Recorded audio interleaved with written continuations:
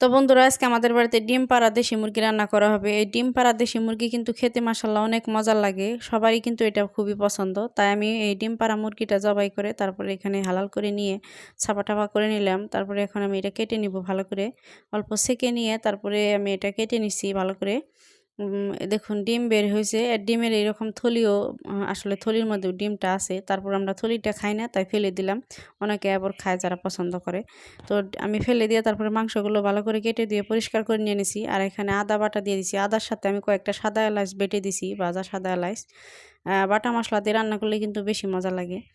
তো তারপরে আমি এখানে দিয়ে দিলাম মরিচের গুঁড়া, ধনিয়ার গুঁড়া, হলুদের গুঁড়া, তারপরে জিরার গুঁড়া, এই গুঁড়া মশলাগুলো দিয়ে দিব। সবকিছু এখানে দেওয়ার পর এখানে এখন দিয়ে দিব আমি টুকা সরষের তেল আর লবণ। সরষের তেল আর লবণ দিয়ে কিন্তু এটা মাখিয়ে আমি অল্প টাইম রেখে দিব। সরষের তেলে কিন্তু এটা রান্না করলে বেশি মজা লাগে।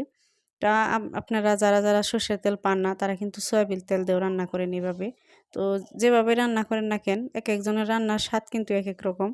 আর এটা মাখিয়ে এভাবে রেখে দিলাম আমি।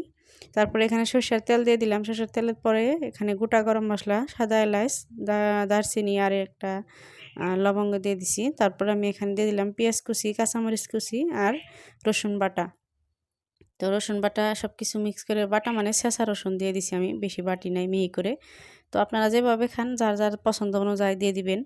তো এরপরে আমি মাংসগুলো ঢেলে দিলাম। মাংস রান্নাটা তো কম বেশি সবাই জানেন, কিন্তু আপনারা আসলেতে রান্নাটা একজন এক এক রকম করে রান্না করে। তো আমি যেভাবে এই লোকাল মুরগিটা রান্না করি আমাদের বাড়ির সবাই কিন্তু খেয়ে খুবই প্রশংসা করে, সবার কাছে বলে খুবই মজা লাগে। তো আমি এটা ঢাকা দিয়ে কিছুক্ষণ কষিয়ে নিলাম। কষানোর পর আবার আমি এটা ঢাকা উঠিয়ে নিয়ে আবার নাড়াচাড়া করে দিলাম। তো আবার এখানে কয়েকটা আমি আলু দিয়ে দিব। আলুটা আমার বাচ্চাদের খুবই প্রিয়। বাচ্চারা কিন্তু আলু খেতে খুবই পছন্দ করে। তো তার জন্য ভাবলাম কয়েকটা আলু কেটে দিয়ে দিই। তো আমি আলুগুলো কেটে দিয়ে পরিষ্কার করে এখানে দিয়ে দিলাম। তো দিয়ে তারপর আবার একটু ভালো করে মিশিয়ে নিয়ে এটা ঢাকা দিয়ে দিব। তো এটা কিন্তু আমি আজকে পোলাও দিয়ে খাবো। তার জন্যে একটু আলু দিয়ে দিলাম বড়, বড় করে কয়েকটা। তো ঢাকা দিয়ে এখন আমি এটা ঢাকনা দিয়ে দিব। তো ঢাকনা দেওয়ার পর কিছুক্ষণ পর আমি এটা আবার উঠিয়ে ভালো করে একটু কষিয়ে নিলাম। দেখুন প্রায় কষানোটা শেষ এই পর্যায়ে।